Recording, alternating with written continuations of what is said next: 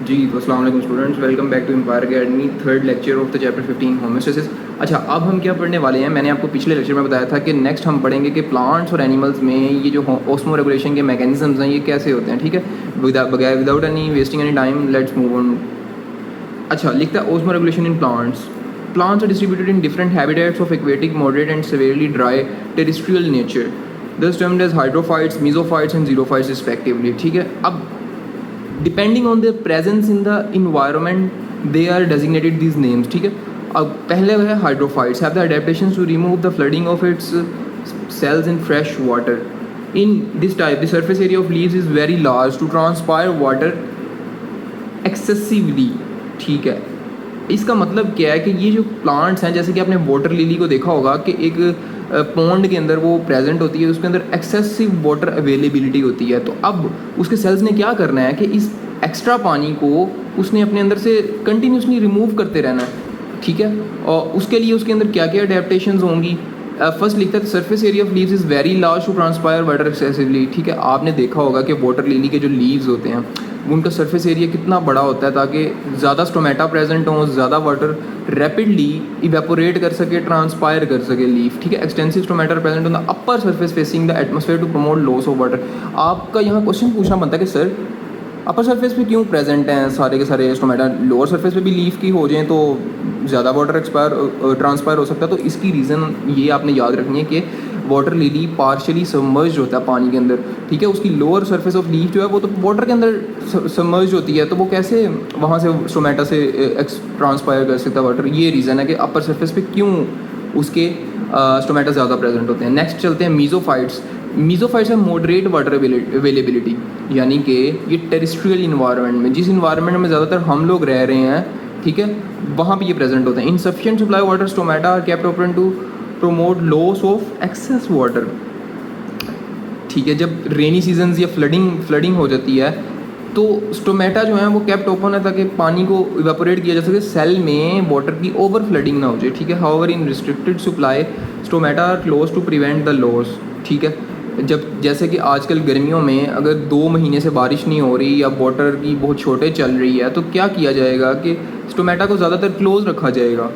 Brassica, रोज़, mango, मैंने बताया था जो हमारी टेरेस्ट्रियल इन्वायरमेंट इसे कहते हैं, वहाँ पे मीजोफाइट्स एग्जिस्ट करते हैं। उनकी 2 एग्जांपल्स भी हैं, और मीज़ो मीन्स मॉडरेट।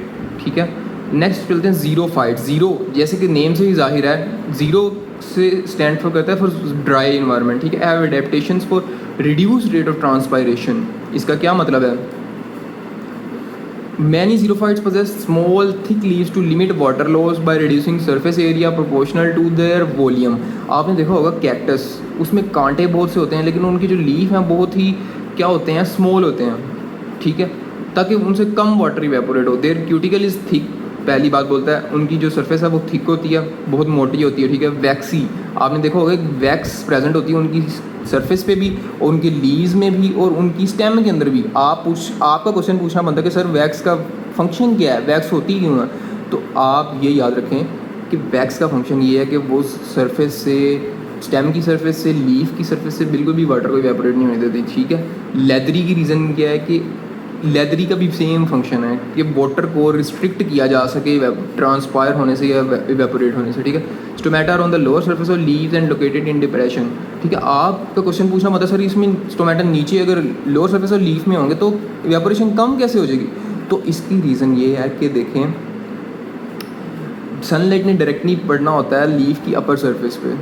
ठीक है, अब जबकि स्टोमेटा ही ज़्यादातर लीफ की लोअर सरफेस पे हैं और वो शेड में होगी, वो डिप्रेशन में होगी, तो वहाँ से क्या कहते हैं कि ट्रांसपरेशन बहुत ही कम होने के चांसेस होंगे। ठीक है, और बहुत कम ट्रांसपरेशन होगी, वाटर को रिस्ट्रिक्ट कर लिया जाएगा। ठीक है, some as cacti during the driest season, जब बहुत ही ज़्यादा ड्राई सीजन आ जाता है तो कैक्टस जैसे कुछ प्लांट्स हैं ज़ीरोफाइट्स जो कि shed their leaves completely to restrict transpiration, वो अपने सारे लीव्स को ही शेड ऑफ कर लेते हैं। इसमें भी मैं एक जैसे मिसाल देता हूँ कि जैसा देश वैसा भेस, वैसी ही अडेप्टेशन वो प्लांट्स कर जाएंगे। ठीक है, 10 स्टेम्स आर फोटोसिंथेटिक ऑर्गन्स। ऐसे में क्या होता है उन कैक्टसेस की, आपने देखा होगा स्टेम ग्रीन कलर की होती है, तो वो जो स्टेम है वो ही फोटोसिंथेसिस का काम स्टार्ट कर देती है इंस्टेड ऑफ द लीव्स, क्योंकि अगर लीव्स से फोटोसिंथेसिस होती तो उसमें ट्रांसपायरेशन भी ऑटोमेटिकली होनी थी थ्रू द मेसोफिल सेल्स।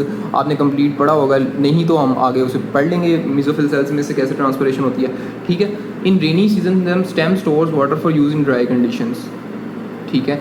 जब वाटर की अवेलेबिलिटी होगी तो वो स्टेम मैक्सिमम जो है वाटर अपने अंदर स्टोर कर लेगी, और क्योंकि वो स्टेम बहुत थिक होती है, मैंने 3 पॉइंट्स बताए थे, the stem is thick, stem is vaccine, stem is leathery.